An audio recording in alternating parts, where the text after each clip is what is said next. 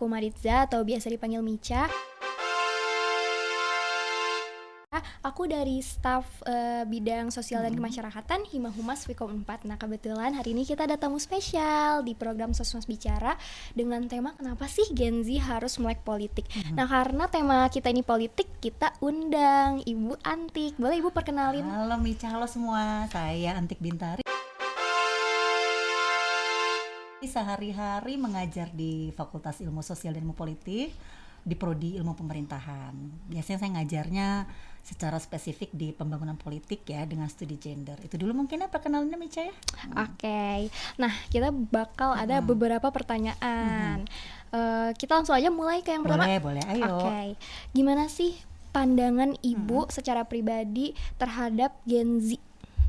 Secara umum atau? Secara umum Secara sama umum. pandangan Ibu aja. Iya, sebetulnya Gen Z ini menarik ya karena mereka ini merupakan generasi yang paling melek teknologi gitu.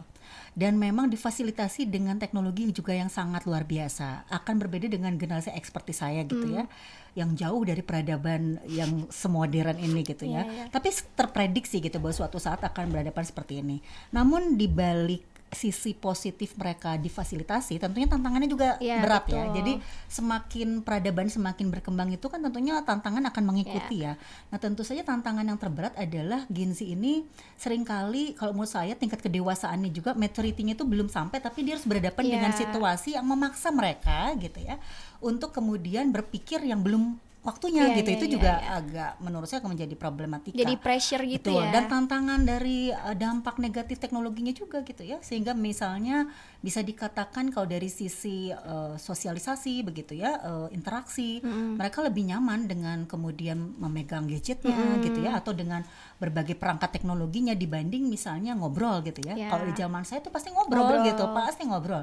Terus kalau ketemu teman ya pasti banyak cerita. Tapi kalau ini mungkin sekarang ceritanya ceritanya melalui teknologi juga ya, dan menurut saya itu akan mengikis banyak value ya, banyak nilai-nilai terkait dengan, karena kalau head to head gitu ya, bisa dibayangkan kalau misalnya kita pembelajaran online sama offline aja terasa berbeda kan, dan itu terjadi gitu. Jadi ada beberapa tantangannya, dan menurut saya sebetulnya kalau tantangan teknologi ke seluruh generasi sih, tapi beban terberat ke Gen Z ya, karena mereka lahir dalam situasi yang kemudian dia harus beradaptasi dengan berbagai teknologi ini kan sangat cepat teknologi itu ya.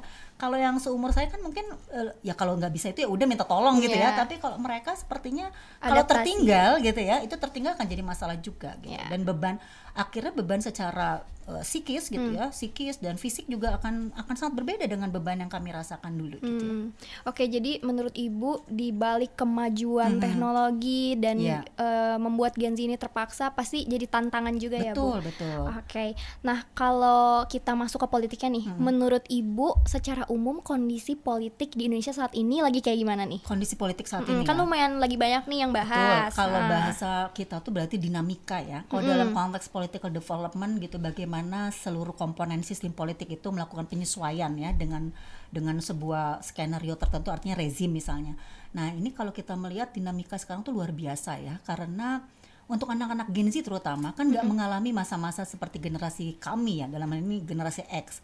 Artinya generasi X itu masih mengalami Orde Baru gitu ya. Mungkin kalian hanya mendengar namanya aja ya, Orde Baru, sejarah. Bahkan sejarah pun kadang-kadang tidak berimbang dalam penyampaian kan gitu.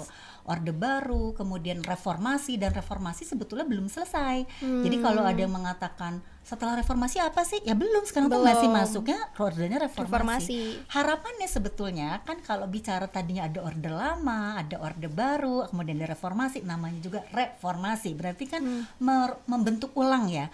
Jadi ada harapan dari yang tadinya otoritarian itu menjadi lebih demokratis. Itu kan cita-citanya gitu ya. Tapi kenyataannya demokrasi itu sendiri menjadi semacam senjata sebetulnya bagi orang sebagai pelakunya ya, dalam hal ini publik ya. Kenapa? Karena begitu dikasih ruang kebebasan, bebasnya itu dimaknai dengan secara beragam gitu loh. Gitu ya. Nah, kebebasan secara beragam ini akhirnya seringkali melanggar apa yang disebut dengan etika politik. Nah, jadi ya begitu ya dinamikanya. Nah, namanya politik begitulah, selalu ada dinamika di setiap rezimnya, tapi menurut saya masih punya optimisme bahwa di tiap masa, di tiap generasi itu tentunya ada kelompok-kelompok kepentingan istilahnya ya, atau interest group begitu ya, kemudian juga pressure group, istilah-istilah di kami itu yang tentunya akan mengimbangi ya kondisi-kondisi politik yang mungkin bisa jadi tidak stabil atau kemudian ada goncangan. Kalau menurut saya sekarang tuh ada turbulensi ya, jadi ada semacam goncangan, ketidakpercayaan publik, bahkan kalau saya katakan akhirnya trust nobody ya, karena orang yang tadinya partai A jadi kemudian berkoalisi dengan B, yang tadi saling membenci, saling cinta, jadi kayak perkawinan gitu loh, ada yang nikah, ada yang bercerai gitu ya, ada yang kemudian rujuk gitu ya, dan itu semua unpredictable gitu ya. Betul, karena yang tadinya misalnya aktivis luar biasa tiba-tiba sekarang juga ya apa daya karena urusan uang, urusan perut, akhirnya juga terlibat dalam situasi yang pragmatis ya. Dan itu menurut saya itu realitas politik dimanapun di semua negara menurut saya, dalam proses pembelajaran menuju demokrasi yang sesungguhnya substansial begitu ya, ya memang harus menjalani seperti itu gitu ya. Prosesnya memang akan sangat luar biasa, tapi yang harus diantisipasi jangan sampai ada kemudian konflik yang terus menerus sehingga menghancurkan tatanan lain ya, misalnya perekonomian, budaya, sosial, itu kan berarti akan berbahaya. efeknya berdampak kemana-mana ya. Betul. Apalagi kalau Gen Z ini kan ya tadi ya, secara historis dia tidak mengalami situasi-situasi buruk sebelumnya, sehingga bisa jadi mereka berhadapan dengan situasi politik yang katanya ceritanya dulu gitu ya.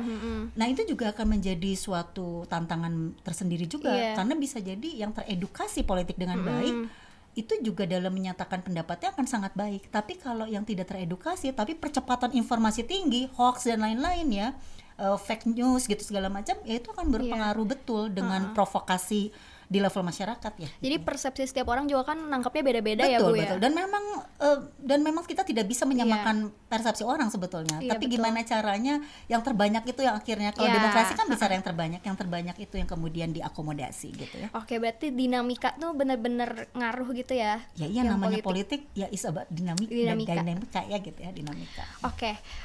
Lanjut dari yang tadi, pertanyaan selanjutnya adalah kenapa sih politik tuh mungkin menjadi salah satu hal yang penting buat dipelajari oleh Gen Z saat ini? Ya, sebetulnya politik harus dipelajari oleh semua generasi ya, karena generasi level saya pun itu tidak boleh berhenti mempelajari harus itu. Terus-terusan. Betul, karena ya tadi dinamikanya sangat tinggi, percepatannya sangat tinggi, baik itu politik di dalam negeri maupun di luar, karena politik di luar negeri itu akan berpengaruh pada politik dalam negeri. Demikian juga politik dalam negeri akan sangat berpengaruh. Betul, itu namanya lingkungan politik namanya begitu ya, dalam sistem politik. Nah kalau kita bicara kenapa Gen Z ini penting ya, karena mereka generasi berikutnya. Kami kan sudah hampir selesai gitu ya, generasi kami itu bisa dikatakan sudah hampir selesai. Siapa yang bisa menerka Pak Jokowi sampai umur berapa sih gitu?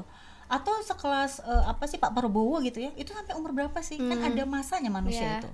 Oleh sebab itu siapa sih yang bisa melanjutkan? Ada harapan apa sih Indonesia itu disimpan ke siapa? Ada disebut generasi emas kan nanti itu 2045, dan itu kan kalian gitu. Nah kalau misalnya kalian tidak teredukasi politik dengan baik, nah memaknai edukasi politik yang baik pun itu juga interpretasinya banyak.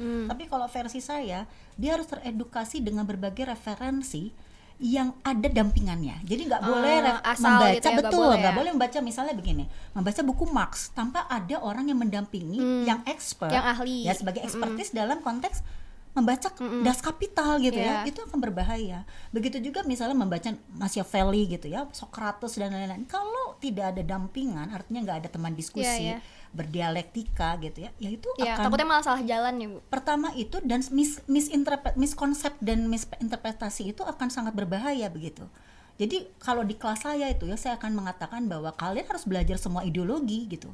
Karena kalau tidak mempelajari ideologi, nggak bisa kita bilang ideologi ini lebih baik gitu. Ya, how come kita mengatakan misalnya komunism is bad ideology?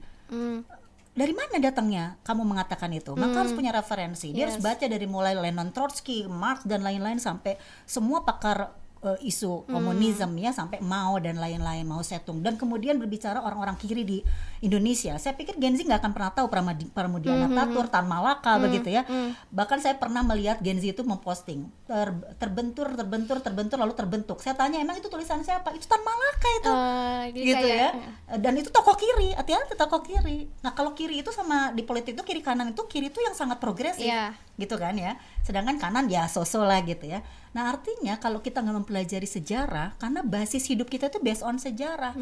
Jadi kenapa Gen Z ini menjadi penting? Karena dia next step yang meneruskan, yang menjalankan. Tapi kalau tanpa sejarah, menurut saya akan juga liar gitu loh perjalanannya. Karena harus tahu misalnya Siapa sih yang disebut dengan apa sih yang disebut dengan Orde Baru? Siapa sih tokohnya? Kenapa ada politik pintu terbuka dengan negara ini? Kan itu yang akan menghasilkan kondisi sekarang. Yes. Nggak bisa bicara utang negara itu hari ini. Harus bicara kapan tuh liberalism. Nah, kan gitu ya. Jadi memang harus teredukasi. Sayangnya proses edukasi politik ini tidak dicontohkan dengan baik oleh elit politik saat ini. Jadi siapa yang menjadi kemudian yang diharapkan? Perguruan tinggi sebetulnya. Ya. Jadi Gitu. kita dapat bimbingannya dari situ Betul. ya. Nah, masalahnya perguruan tinggi sudah banyak yang terkontaminasi, Ya. sehingga tidak heran dosen berpihak pada tokoh Sana. A, tokoh B. Hanya kita memang tidak mungkin tanpa keberpihakan, karena politik itu keberpihakan. Politik itu keberpihakan dan choices, berbagai pilihan. Jadi bisa jadi kita berpihak. Hanya kalau kita dalam konteks di perguruan tinggi, tentu netralitas perguruan tinggi kan harus tetap terbangun ya. Nah, sehingga Gen Z ini yang harus perlu disupport karena dia yang akan meneruskan. Jadi nggak boleh apolitis gitu. Tidak boleh apolitis. Apalagi dia menguasai teknologi. Betul. Gunakan teknologi itu untuk melakukan Manfaatin ya. betul dengan hal positif untuk mengedukasi sesama generasinya atau nanti kesiapan generasi berikutnya. Karena ada generasi Iya, setelah nanti kalian setelah kan. kita ada Nggak lagi. mungkin tidak ada kan gitu ya. Seperti itu Mica. Nih, dengerin tuh kata Bu Antik, Gen Z kita tuh generasi yang nanti kita ngelanjutin loh. Jangan sampai dilabeli dengan hal buruk-buruk terus Ya. kan gitu ya. Nanti juga pasti kita bakal ngajarin lagi ke keturunan Iya, selanjut kita. soalnya Gen Z kan banyak stereotipnya ya labelnya. Iya, lumayan. Misalnya gampang putus asa, terus Iya, katanya terus apa, mental health gitu. mental health. Sebetulnya kami punya, tapi kemudian karena teknologi tidak memberikan ruang untuk mengekspresikan problem itu yang nggak muncul. Sama namanya belum aneh-aneh. Belum juga sih. aneh-aneh ya kan sekarang ya anak Jaksel beredar gitu ya. Jadi semua pakai bahasa Inggris juga. Jadi kalau kami kan belum ke Oke, situ. sebenarnya itu kayak lumayan merangkum juga ke pertanyaan selanjutnya. Jadi sebenarnya selanjutnya tuh saya mau nanya pandangan Ibu mengenai Gen Z terhadap politik Indonesia saat ini.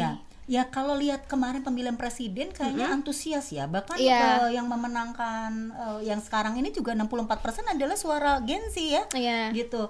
Ya ada dua hal sih menurut saya. Yang pertama Gen Z itu kenapa memenangkan yang sekarang itu memang pertama tidak melihat juga sejarah di belakang. Siapa presiden terpilih itu siapa backgroundnya. Jadi mereka cuma lihat cara campaign Iya. mereka kan, karena semakin menarik kampanyenya, apalagi masuk ke teknologi yang menyenangkan, Iya. TikTok lah apa gitu Iya, lah itu. soalnya kan langsung banyak tuh Bu keluar di TikTok, YouTube. Ya, dan itu pasti anak Gen Z yang Iya. interest. Kami kan mungkin masih di levelan Facebook ya, angkatan kita ya. Nah, jadi yang pertama itu, lalu yang kedua, kenapa kemudian bisa menang kelompok kedua ini? Ya juga karena dianggap mewakili ada generasi muda saat itu ya, gitu ya, dengan berbagai resiko ya, Iya. gitu. Dan KPU juga sudah mencatat bahwa pemilih pemula ini kan banyak Iya. gitu ya. Nah, sebetulnya nanti juga untuk pemilihan kepala daerah harus dilihat tuh tantangan Iya. Gen Z-nya. Karena harapan mereka ternyata dalam beberapa penelitian itu bahwa presentasi terbesar itu mereka butuh kesejahteraan. Itu isu yang sama menurut saya dengan generasi semuanya, pengen sejahtera gitu ya. Tidak terlalu spesifik gitu. Saya pikir generasi Z punya Bakal spesifik boom gitu ya. Tapi ternyata sama kan. Dan yang menarik adalah isu seperti korupsi, narkotika dan lain-lain itu kan di bawah gitu ya. Padahal menurut saya itu yang kemudian saya pikir ya Gen Z itu akan memunculkan yang pertama adalah tantangannya berbicara yang tadi ya gitu ya. Kekhawatiran terhadap tantangan hidupnya ya, seperti ancaman terhadap dirinya begitu ya, terkait dengan kehidupan pribadi ya, seperti misal tadi narkoba gitu ya, kemudian korupsi gitu ya, sampai kemarin kan Unpad juga manggil temanya juga korupsi gitu ya. Bahkan saya juga tidak melihat adanya bahwa isu kekerasan berbasis gender gitu itu muncul, nggak ada. Kelompok rentan nggak muncul, artinya ada miss juga informasi dan miss knowledge dari generasi sebelumnya. Berarti balik lagi ke edukasi gitu ya Bu? Betul, karena isu-isunya menurut saya masih mainstream, kesejahteraan. Jadi kayak berulang lagi gitu lagi yang diangkat. Kesejahteraan itu abstrak menurut saya. Masih terlalu umum gitu ya. Apa makna kesejahteraan? Saya nggak terlalu suka dengan sesuatu yang abstrak, real aja gitu. Apa sih kesejahteraan? Tidak ada kemiskinan. Misalnya nggak ada kemiskinan, spesifik gitu ya, Bu? Tidak ada kemiskinan ekstrim. Nah sayangnya pemilihan diksi itu akan bisa didapat kalau generasi Z banyak baca. Betul. Masalahnya dia akrab dengan teknologi tapi Malas baca. Tapi rendah literasi. Yeah. Nah, ini juga menarik menurut saya. Tantangan Gen Z itu saya perhatikan mahasiswa saya ya, mungkin bukan di Vkom tapi di fisik lah gitu. Kalau tidak dipaksa membaca buku, maka mereka tidak membaca buku. Oleh sebab itu kalau mata kuliah saya Baca buku. wajib dalam 1 semester 2 buku harus selesai. Dan bukunya seringkali saya tawarkan juga buku fisik. Jadi dibawa kemana-mana gitu ya? Betul, karena membaca buku fisik dengan membaca buku dalam bentuk PDF itu berbeda sekali sensenya. Percayalah. Iya sih, Ya. soalnya kalau PDF kan di HP lagi, balik Ya. lagi Bu. Dan HP dibawa tidur itu Iya. ya, tapi kalau buku dibawa tidur, percaya tidak, halaman-halaman buku itu dari bumi, dari tanah, pohon kan? Oh iya. Ya. Jadi sentuhan energi dari bumi itu terus ada connected dengan terbawa kita. ya? Betul. Nah, itu kadang-kadang tidak pernah juga disampaikan oleh yang mengajarkan literasi. Bahwa membaca buku itu nggak sekedar membaca, karena saya hobi baca dari kecil ya. Jadi saya tahu persis sense of belongingnya buku itu sama tubuh saya begitu ya. Sehingga itu menjadi adiktif gitu loh. Oke. Kayak gitu. Dan itu tidak dibiasakan sekarang kan generasi Iya, apalagi sekarang saya lihat apa-apa cucu saya itu. ya. Saya maksudnya cucu ya karena anak-anaknya ponakan. Saya udah nenek gini-gini aja ya. Nah, jadi cucu saya tuh udah gitu ya. Saya bilang nggak ada buku ya, saya tanya gitu. Ada tante, tapi tidak interest. Nah, itu Gen Z tentang itu. Dia dekat dengan teknologi, cerdas gitu ya. Bahkan sangat lihai gitu ya. Canggih. Tapi begitu literasi Kurang. ya males kali baca menurut saya. Saya bisa katakan males karena saya ngajar anak-anak angkatan pasca Covid khususnya 2020 yaitu udah menurun sekali proses membacanya. Jadi kalau suruh baca ya langsung gitu ekspresinya gitu. Padahal nggak mungkin kita punya banyak vocabulary, nggak mungkin kita punya banyak narasi, kalimat-kalimat yang indah, kalimat-kalimat yang baik tanpa kita membaca. Iya, di situ kan kita mendapatkan semua itu, mendapatkan banyak hal gitu ya. Bahkan saya sering tanya, bisa nggak membedakan satu konsep ini dengan konsep ini dari istilah saja itu sulit. Gen Z itu karena tidak terbiasa juga dekat dengan kamus bahasa Indonesia. Bener kan? Iya. Misalnya, kapan terakhir lihat? Pasti belum pernah malah gitu ya. Kalau denger ada yang aneh aku baru buka kadang KBBI gitu. itu Iya. ya.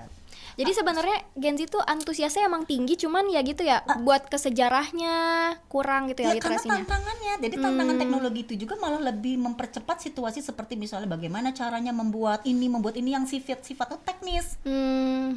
Kondisinya memang diarahkan ke sana oleh dunia itu. Saya sih khawatir ini merupakan jebakan global jadinya ya, global treatment gitu ya. Jadi kayak semacam jebakan global untuk kemudian yang menghancurkan tatanan banyak nilai gitu ya.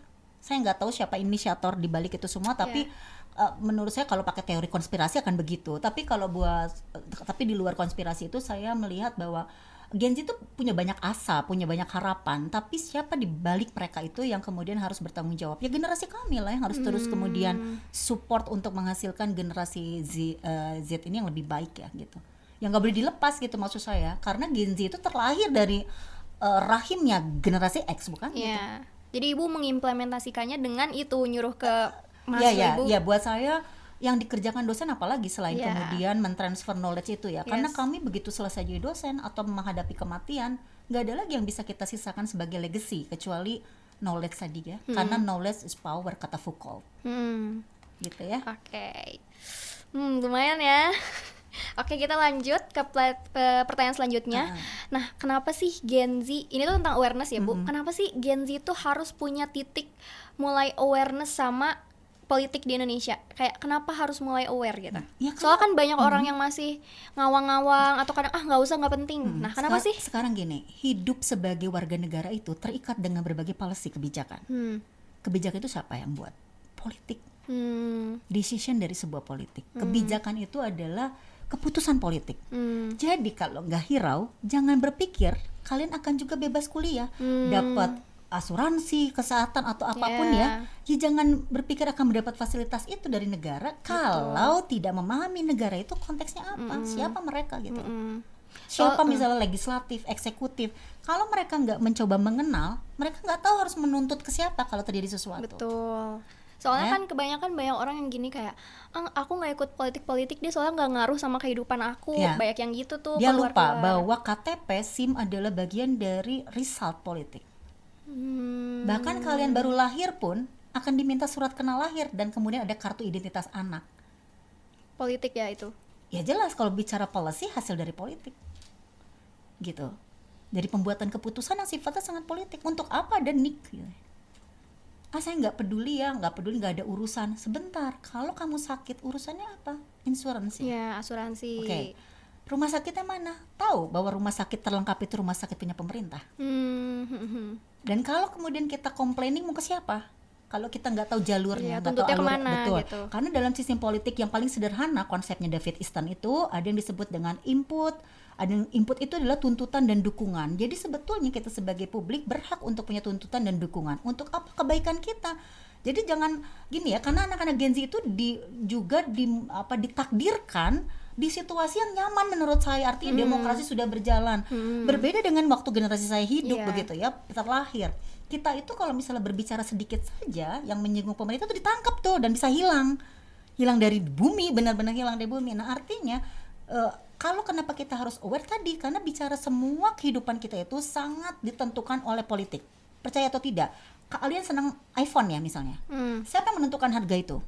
Siapa yang melakukan distribusi? Karena distribusi dan alokasi adalah tugas negara. Kalian bisa dapat nggak akses dapat iPhone ini? Atau misalnya Google dan lain-lain, internet kok bebas ya? Emang siapa yang mengatur itu? Bisa kayak Korea Utara, nggak usah ada internet. Iya. Jadi betapa pentingnya kita menyadari bahwa kita itu sebetulnya masuk dalam sebuah lingkup.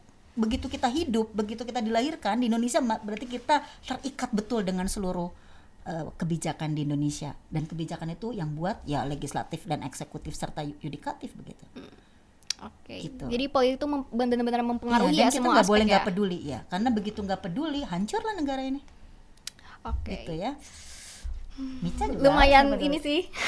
Jadi insight gitu. Iya, Oke, mudah-mudahan. karena sebelumnya tentang awareness itu banyak orang yang kayak bingung langkah-langkahnya gimana sih membangun awareness Gen Z sendiri terhadap politik. Jadi kayak gimana sih caranya kita udah iya sih bener gitu ya. yes itu gimana ya Bu? Ya sebetulnya berbagai cara ya.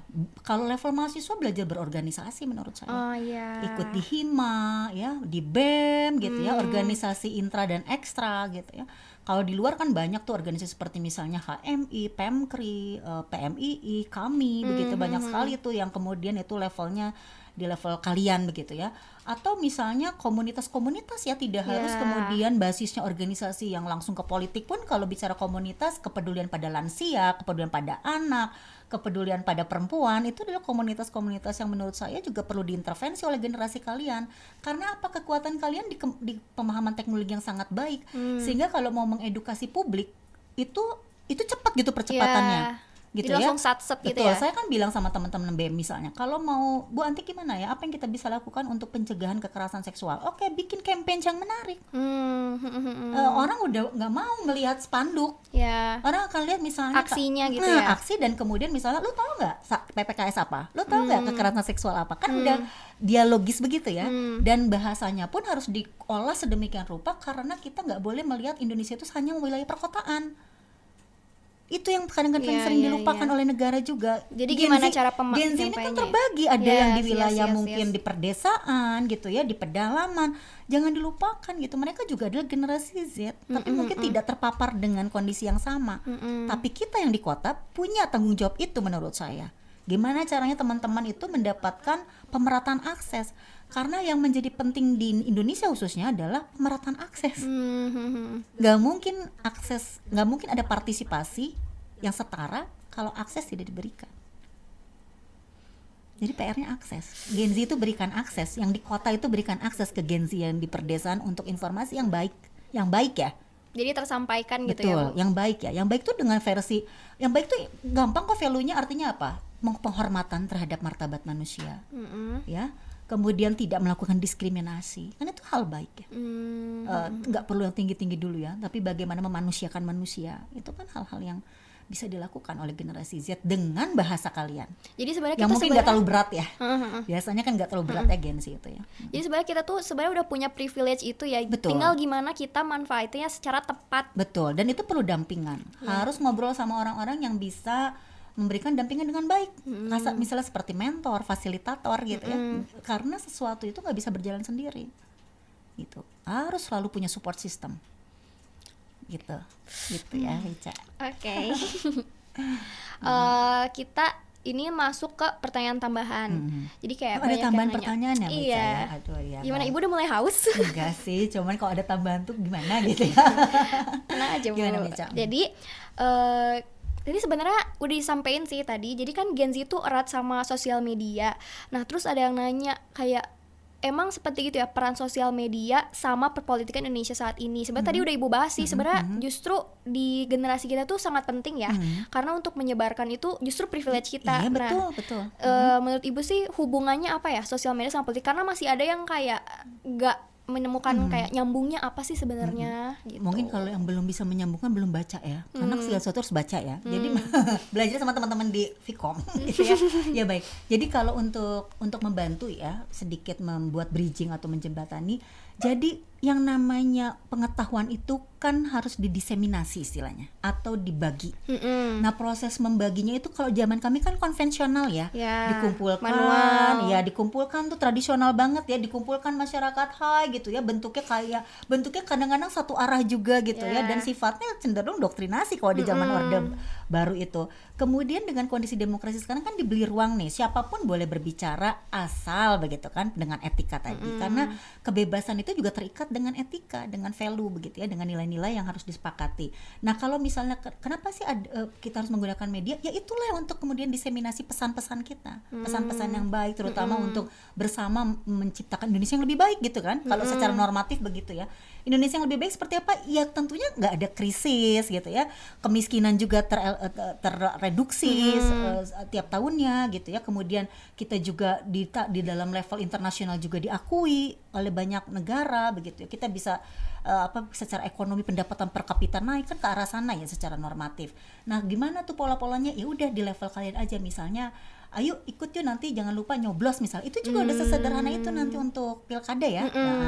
Atau misalnya kalau masih bingung ya siapa calon-calon kita, yuk kita wawancara yuk satu-satu. Nah, itu juga upaya itu yang lebih konkret ya secara politik praktis. Tapi kalau politik yang nggak direct gitu ya, itu misalnya gini, kalau kalian mau mengurangi kemiskinan, yuk kita bantu yuk dengan membangun komunitas. Itu sama, itu politik. Esensi politik itu kebaikan bersama. Jadi apapun yang dikerjakan gitu ya, tapi kemudian untuk kebaikan bersama, dampaknya itu multi begitu ya, multi efek gitu. Itu adalah politik. Balik lagi ke yang itu ya, segala aspek itu ya. Betul, iya. Ya, karena politik itu kebaikan bersama sebetulnya sasarannya. Jadi kalau ada yang mengatakan politik itu kotor, ya orang yang menjerumuskan politik itu menjadi kotor. Ya kalau baca teori-teori politik nggak ada politik yang buruk itu. Mau baca apa dari mulai Plato, Socrates, Machiavelli, papai aja itu ya, kalau kata orang Sunda tuh ya dicari gitu ya. Seperti itu. Oke. Nah, lumayan ya, jadi kayak agak terbuka jadinya. Lumayannya 2 SKS ya. Oke, selanjutnya ini sebenarnya banyak sih yang nanya ini, nggak cuman di antara lingkungan mahasiswa tapi di sosmed juga lumayan banyak. Jadi kemarin tuh banyak yang bilang, Bu, Gen Z itu cuman FOMO doang, apalagi kasus kemarin kayak cuman ikut-ikutan doang, padahal sebenarnya nggak tahu. Nah, sebenarnya menurut Ibu nggak apa-apa nggak sih Gen Z itu FOMO dalam tanda kutip mengarah ke politik? Ya, kalau untuk memulai sesuatu dengan menggunakan itu nggak masalah buat saya, tapi harus ada next step. Jadi artinya begitu kita ikut arus gitu ya, wah seru, oh saya ikut ngeramein, oh saya ikut viralkan, tapi kemudian ada pembelajaran berikutnya. Ini yang diviralkan apa dampaknya ya? Apa resikonya kalau saya terus-menerus juga menyampaikan itu? Nah, siapa yang itu? Ya ada kelompok lain juga yang harus kemudian mendampingi, kelompok-kelompok yang merasa misalnya sebagai kelompok yang lebih bijak misalnya gitu ya, apakah itu milenial, apakah X, untuk selalu mendampingi begitu. Siapa ya? Kalau di rumah orang tua gitu ya, kalau di kampus ya berarti dosen-dosen, dia harus mengarahkan juga value yang baik ya terhadap memaknai politik begitu. Karena kalau kita nggak punya indikator politik yang baik, lalu gimana kita mengatakan yang sekarang buruk gitu loh? Kan gitu ya. Jadi kalau FOMO-nya itu kalau menurut saya ya namanya realitas sebuah situasi sosial masyarakat. Ya kemudian modernisasi juga terus-menerus hadir, akan punya banyak dampak seperti itu. Tapi kan nggak bisa kita nafikan, kayak kalau bahasanya tuh yang indah tuh itu keniscayaan gitu ya. Tapi kemudian ya itu harus kemudian ada langkah berikutnya, nggak terhenti hanya FOMO, tapi dia harus tahu dan harus punya tujuan. Itu untuk apa sih? Kadang-kadang dibutuhin juga kan, ada sampai ngomong no viral no justice ya. Ya. Kadang-kadang dibutuhkan, Iya, tapi benar-benar. memviralkannya mungkin yang harus kemudian penuh kehati-hatian, karena kita terikat dengan banyak peraturan. Tapi menurut saya itu terbantu gitu ya. Cuman kadang-kadang kebablasannya karena ya namanya manusia ya, manusia itu pasti begitu merasa punya banyak informasi dia akan terus Ya. gitu ya, tidak confirm gitu ya. Itu persoalannya tidak konfirmasi sih. Nah mungkin perlu diajarkan mengkonfirmasi sesuatu gitu ya, memastikan sesuatu itu ada referensinya, Valid atau enggak, ada sumbernya ya, ya. jangan katanya gitu ya. Itu mungkin yang perlu dibantu. Tapi kalau gayanya seperti itu menurut saya nggak bisa Gen Z itu dipaksakan seperti gaya kami gitu kan, seperti halnya kami juga nggak mungkin dipaksa seperti Gen Z gitu. Kayak seperti saya tuh aneh kalau misalnya hai guys, saya tuh merasa aneh juga gitu loh. Meskipun nggak apa-apa misalnya gitu ya, tapi buat saya, atau kata putri saya, udahlah bu nggak pantas gitu gitu ya kata anak saya. Jadi oh baiklah, saya dengan posisi saya tapi saya mengikuti perkembangan zaman putri saya gitu ya, karena putri saya berarti masuk kategori Gen Z juga gitu. Jadi saya mengikuti perkembangannya, tapi saya tidak memaksakan masuk dalam kehidupan Gen Z-nya, dan mereka juga tidak mungkin flashback masuk ke Gen kami, tapi dia memaknai apa yang sudah kami lakukan. Jadi itu mungkin connecting itu yang harus dibangun, jangan kemudian dijauhi. Kalau kemudian kita menjauh atau memusuhi Gen Z, ya itu tadi, hey mereka tuh dilahirkan Generasi, oleh ya Gen Z itu dilahirkan oleh generasi kami loh, khusus saya ya, gitu. Yeah. Generasi saya. Karena anak-anak sekarang itu orang tuanya pasti generasi saya gitu, suka tidak suka.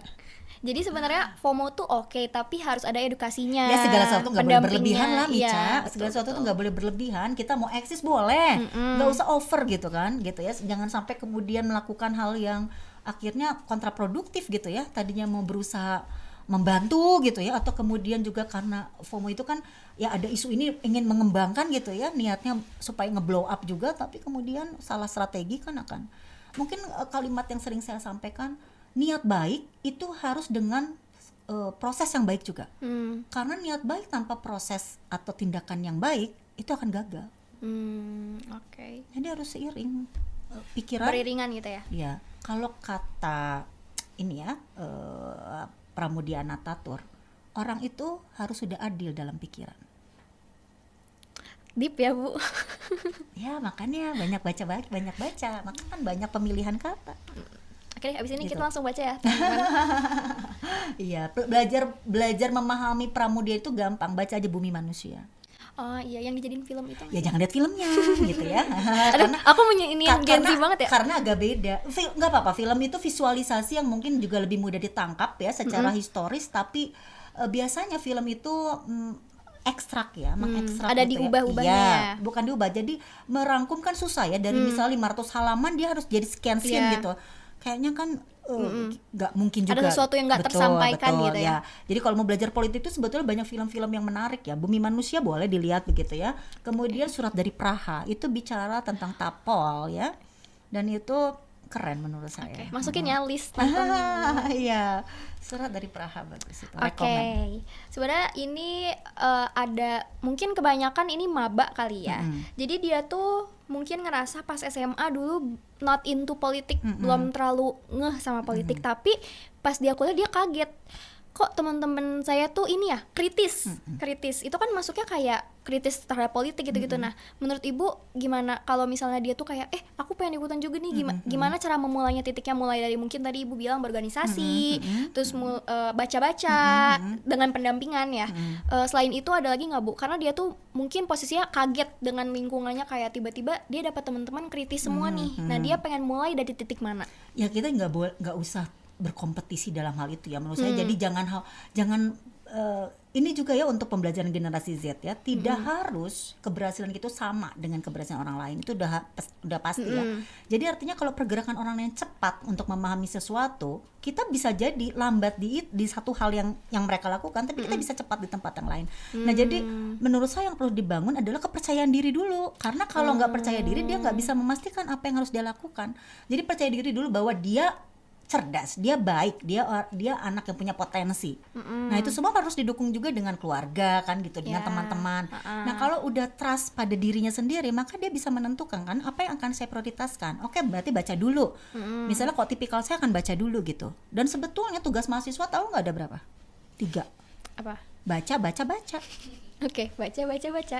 Itu tugas mahasiswa sebetulnya. Kerjaannya gampang. Baca, baca, baca. Tapi pekerjaan tergampang itu Paling males. gitu ya. Ya itu menarik ya. Iya. Padahal gimana bisa kita, ya kayak gini, bagaimana bisa kita berdialog dengan berbagai tema kalau kita nggak punya referensi. Itu aja sih, simpel itu. Jadi starting pointnya mungkin dia perlu banyak tahu. Menurut saya jangan membatasi, jadi tahu dulu, oh ada organisasi ini, denger oh ada buku ini, baca tapi nggak boleh harus selalu memulai dengan keraguan.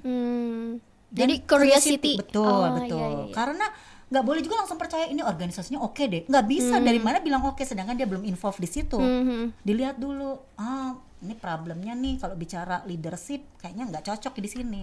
Kalau mau leadership tuh di sini gitu Jadi ya. kenal diri sendiri betul, juga betul, ya. Betul. Itu namanya belajar berdewasa, menjadi dewasa. Ya, mulai buka mata ya berarti. Ya. Mulai menentukan pilihan. Oke, itu ya tipsnya dari Bu Antik. Iya, mudah-mudahan ya, karena ini terbatas waktunya, sebetulnya bisa dengan trigger macam-macam ya untuk kemudian involve dalam apa, dan gini ya, kritis itu juga penuh makna ya. Jadi kalau misal dia melihat temennya itu sangat kritis di kelas aktif, ya kita nggak harus menjadi seperti itu juga. Percaya nggak? Jadi ada orang yang berjuang melalui tulisan. Oh iya. Dia tidak terlalu banyak secara verbal bicara. Tapi Tapi banyak orang yang verbal berbicara, tapi menulis tidak. Tapi saran saya, kuatkan kita dengan literatur dan kuatkan dengan kemampuan menulis. Saya akan mengutip lagi dari Pramudia, karena saya senang banget sama beliau. Kata Pramudia begini, orang boleh pintar setinggi langit, tapi jika ia tidak menulis, maka ia akan hilang dari sejarah dan peradaban. Karena menulis adalah bekerja dengan keabadian. Saya sampai apa? Karena dengan itu, menulis itu akan mencatatkan sejarah pada kita. Coba deh, kalau misalnya chatting, kita nggak hapus chatnya, itu hasil tulisan kita ya. Suatu hari orang yang chat pada kamu nggak ada, kayak suami saya. Her, itu adalah his story. Jadi kayak jadi abadi ya kalau ditulis. Betul. Jadi kalau ada pejuang atau pahlawan kerjaannya menulis, ya karena perjuangan dia melalui menulis. Saya akan cerita juga Profesor Aquarini, guru besar bidang gender di Unpad. Pada saat dia pengukuhan guru besar, di tagline-nya dia adalah saya marah maka saya menulis.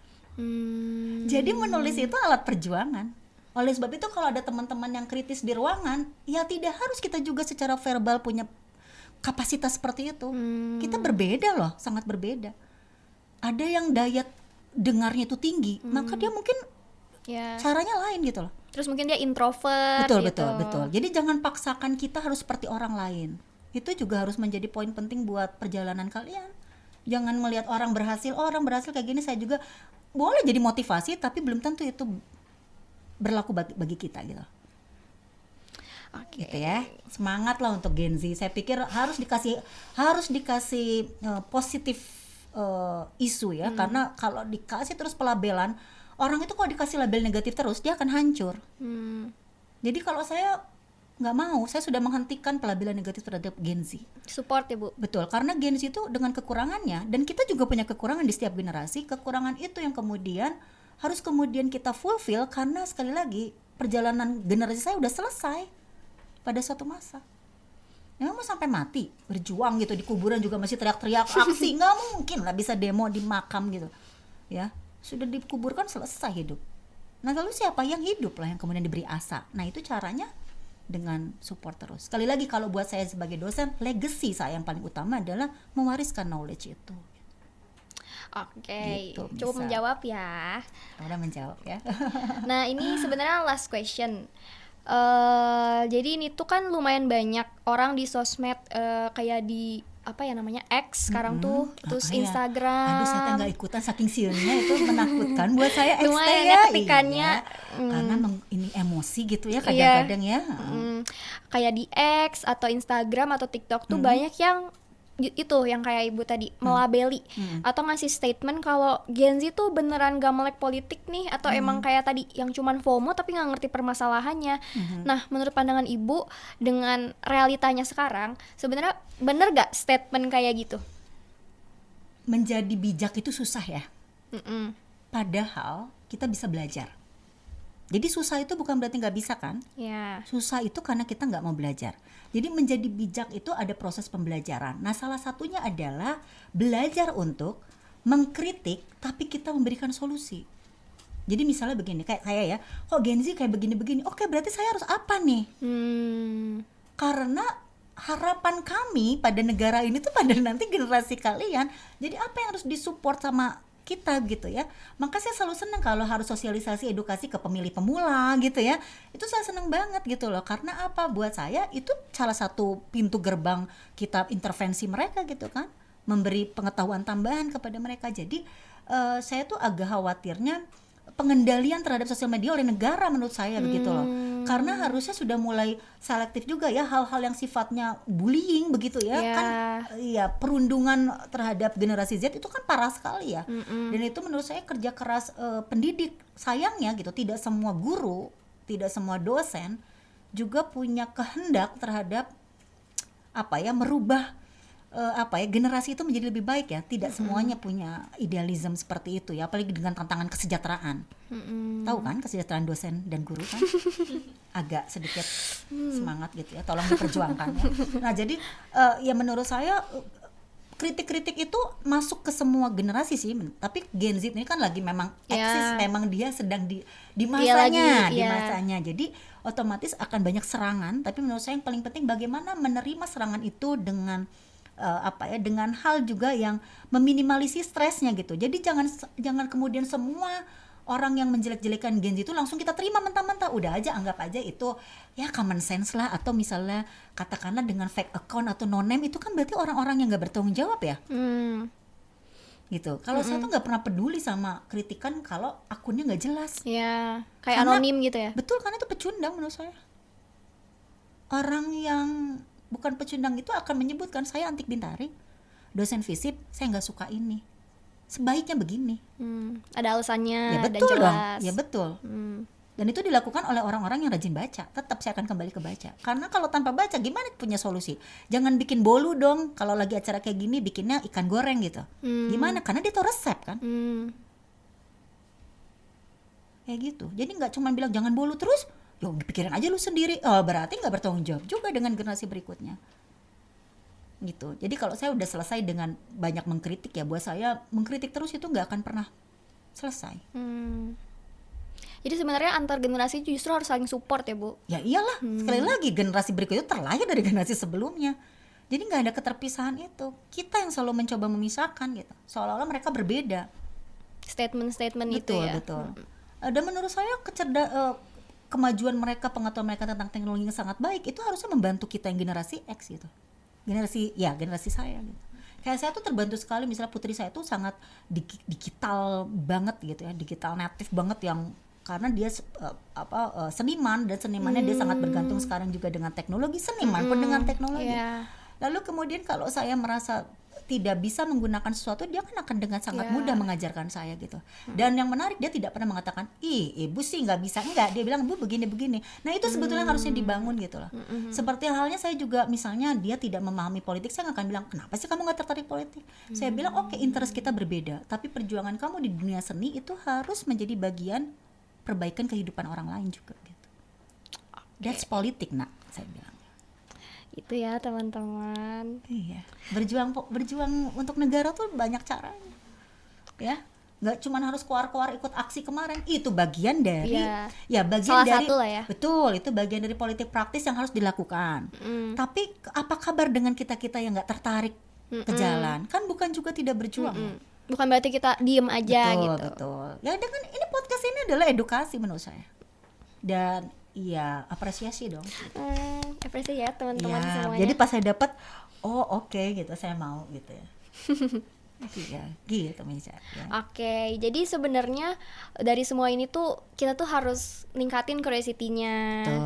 Baca. Berbanggalah jadi generasi Z, tapi kebanggaan itu dipergunakan untuk meningkatkan semua hal baik, ya gitu ya. Karena kita tuh sebenarnya udah punya banyak privilege, bisa dimanfaatin. Modal ya, saya melihatnya sih bukan privilege ya, tapi lebih pada modal ya, modal yang cukup gede. Ya terutama untuk Gen Z perkotaan. Karena akan ada isu lain untuk Gen Z yang bukan perkotaan. Iya, karena itu ya balik lagi kayak lapisan Gen Z itu belum teredukasi semuanya dengan baik. Betul. Jadi akses yang harus diperjuangkan oleh kalian supaya sama informasi yang baik itu diterima dengan sama. Kan kita warga negara yang sama, bayar pajak sama nanti kalau udah punya NPWP. Iya sih. Gitu. Ya. Jadi jangan cuman orang kaya yang bisa sekolah, jangan cuma orang kaya yang bisa pintar gitu loh. Ya. No one left behind lah kalau pakai edisinya SDGs gitu. Gitu. Jadi kita harus mulai buka mata ya teman-teman, karena kalau bukan kita nyentuhin diri sendiri ya siapa lagi. Terus kan sekarang kita generasi yang melanjutkan dari generasi sebelumnya. Betul. Dan nanti ke depan juga kita pasti ngajarin lagi guys ke generasi selanjutnya. Karena kalian akan berkuasa nanti. Iya. Kalian akan memiliki kuasa, dan kuasa itu harus dipergunakan dengan sebaik-baiknya. Dari mana proses belajar sekarang? Oke. Gitu. Oke, sebenarnya segitu aja sih dari kita. Mungkin dari Ibu ada closing statement atau apa yang Apa ya? buat semua Gen Z yang Dari nonton tadi ini? kayaknya sudah ngomong. Kayaknya Closing aja gitu yang saya lebih sebetulnya gini, setiap generasi itu punya keunggulan, dan setiap generasi itu sangat mungkin untuk memaksimalkan potensinya. Jadi kalaupun ada kekurangan, itu adalah sebuah ya tadi keniscayaan yang sebetulnya itu bisa kita reduksi bertahap untuk kemudian menghadirkan generasi yang sangat baik gitu. Jadi Gen Z itu penuh tantangan, tapi dia juga punya peluang yang luar biasa untuk kemudian menjadi lebih baik dari generasi sebelumnya. Jadi semangat Gen Z gitu ya, karena tanpa Gen Z pun Gen X apalah artinya. Lebay sih ya. Ya udahlah itu pokoknya ya. Enggak, aku gak lebay. Gak lebay ya. Baik ya. Oke, itu guys semuanya bener-bener insightful ya dari Bu Makasih, Antik ini, mudah-mudahan. karena Bu Antik nih kita undang karena dia tamu spesial kita emang jago di bidang ini. Aduh, Jadi kita nggak undang. belajar Iya. ya. Saya kebetulan belajar 20 tahun dibanding kalian lah gitu aja.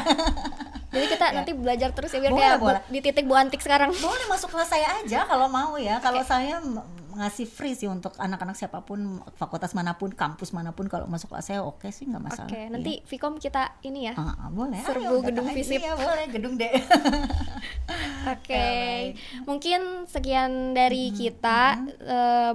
Sekali lagi kita ngucapin makasih. Sama-sama, makasih banget. juga ke ini teman-teman Humas ya. Iya, Hima Makasih ya, Humas. makasih untuk Hima Humas ya, luar biasa. Semuanya bener-bener pasti kepake ilmunya. Amin, mudah-mudahan ya. Ya. Ambil yang baik-baiknya, yang kira-kira nggak sesuai di drop aja dulu. Semuanya baik kok guys. Ya, insyaallah.